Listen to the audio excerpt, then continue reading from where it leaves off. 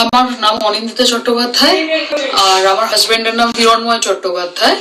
আমাদের 2000 সালের 11ই ডিসেম্বর আমাদের বিয়ে হয়েছিল। তো হিসেব মতো আমাদের 25 সালে 25 বছর পূর্ণ হয়ে গেছে। আর আমাদের একটা মেয়ে আছে 19 বছর বয়সী, নিহাসা চ্যাটার্জি। বিপুল ভোটে জয় হয়েছে অভিনেতা হিরণ চ্যাটার্জি। হিরণের জয় মিলিয়ে দিল তার দুই স্ত্রীকে। কি বলছেন অভিনেত্রী ঋত্বিকা গিরি? অভিমান বলে কি বা বললেন অনিন্দিতা? হ্যাঁ ভিউয়ার্স, 2026 এর বিধানসভা নির্বাচনে শ্যামপুর কেন্দ্র থেকে বিপুল পরিমাণে ভোটে জয় হয়েছে হিরণ চ্যাটার্জি। প্রথম স্ত্রীর সঙ্গে আইনি বিচ্ছেদ না করেই গত জানুয়ারি মাসে তার দ্বিতীয় বিয়ের কথা প্রকাশে আসতেই কম বিতর্কের মুখে পড়াতে হয়নি হিরণকে। এছাড়াও আইনি জটিলতাও পড়তে হয়েছে এই অভিনেতাকে। অনেকে তো ধারণাই করে নিয়েছিল দ্বিতীয় বিয়ের বিতর্কের জেরে 2026 সালের ভোটে তিনি টিকিট পাবে কিনা তা নিয়ে বিস্তর জল্পনা ও কল্পনা ছিল। তবে নির্বাচনের ফলাফল প্রকাশ্যে আসতেই বদলে গেল যেন সব রসায়ন। শ্যামপুর কেন্দ্র থেকে 22,000-এরও বেশি ভোটে জিতেছেন অভিনেতা হিরণ চ্যাটার্জি।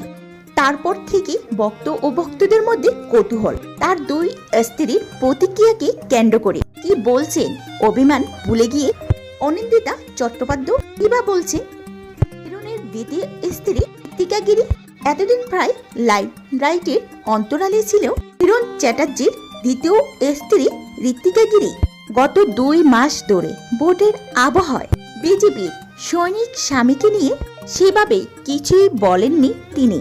কিন্তু ভোটের রেজাল্ট বের হতে হতে হিরণের সঙ্গে ছবি ভাগ করে নিয়েছেন ঋত্বিকা। ক্যাপশনে লিখেছেন, হিরণকে নিয়ে তিনি বেশ গর্বিত। ঋত্বিকা আরও বলছেন, এই জয় শুধু আমাদের একার নয়, এই সাফল্য সকলের। এখানে অবশ্যই থেমে থাকেনি ঋত্বিকা। তিনি আরও বলছেন, আমি কোনো রাজনৈতিক ব্যক্তিত্ব নই, তবে একজন আমজনতা দেশের নাগরিক হিসাবে বলছি, আমি বিজেপিকে সমর্থন করি। কেন করেন সে ব্যাখ্যাও দিয়েছেন ঋত্বিকা। তার কথায় গীতার মধ্যে লেখা আছে, যারা দেশ এবং ধর্মের রক্ষার্থে সংযম করেছে, যুদ্ধ করেছে, আমাদেরকে সব সময় তাদের সঙ্গেই থাকা উচিত। এই জয় গোটা বাংলার। আজকে সব প্রমাণ হয়ে গেল, সব প্রশ্নের উত্তর দিয়ে দিল এই জয়। অন্যদিকে কয়েক মাস ধরে আইনি লড়াই এবং কাদা চোরাচুরি কম হয়নি, তবে প্রথম স্ত্রীর অনিন্দিতের সঙ্গে। তবে হিরণ চট্টোপাধ্যায় জয়ের পর আনন্দ প্রকাশ করেছেন তার প্রথম স্ত্রী। ছিলাম যে খুব হাসি খুশির ব্লগ দিচ্ছে, এদিকে এত ঘুমের ওষুধ খেয়েছে। এই মানসিক দিকটা না মানে একেবারেই এতটা মানে বলা যায় না তুমি ভেতরে কতটা তোমার ড্যামেজ হয়ে গেছে যে তোমাকে ওই লেভেল অবধি নিয়ে যায়। এবার মানে আমাদের বা আমার মেয়ের ওপরে যেটা হলো আজ, মানে এর আগেও অনেক মানসিক যন্ত্রণার মধ্যে দিয়ে আমরা গেছি, সেটা তো আঘাত তো করেইছে। মানে অনেক রকম ট্রমা আছে, মানে আমার মেয়ের প্যালপিটেশন হয়, ডাক্তার দেখাতে হয়েছে, এইসব থেকেই হয়েছে। একজন বাবা হয়ে এরকম মানে কোনো কর্তব্য জ্ঞানহীন এরকম জঘন্য বাবা থাকলে তো ফেস করতে হবেই।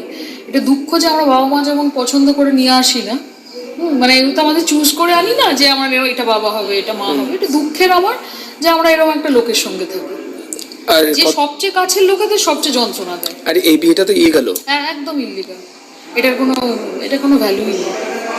আর দ্বিতীয় স্ত্রী সে তোমার মেয়ের থেকে সামান্য বড়। হ্যাঁ, আমি মেয়েটার দিকেও বলবো, মেয়েটাও তো 18 বছর বয়স হয়ে গেছে। আমরা কোনো ভদ্রবাড়ির মেয়েদের দেখিনি কোনো একটা বিবাহিত পুরুষের বাড়িতে গিয়ে ঢুকে গিয়ে। ও আগে পার্টি পলিটিক্স করতে শুনেছিলাম, 17 বছর বয়সে কোন বাড়ির ভালো মেয়েরা পার্টি পলিটিক্স করে আমি জানি না। তো তারপরে দেখলাম ও পার্টি পলিটিক্স না, উনি অন্য কিছু পলিটিক্স করেন। তো যাই হোক, মানে সেটা নিয়ে আমি আর বলতে চাই না। আমি তো আমার বরকে নিয়েই বলবো আর কি, যে ডেফিনেটলি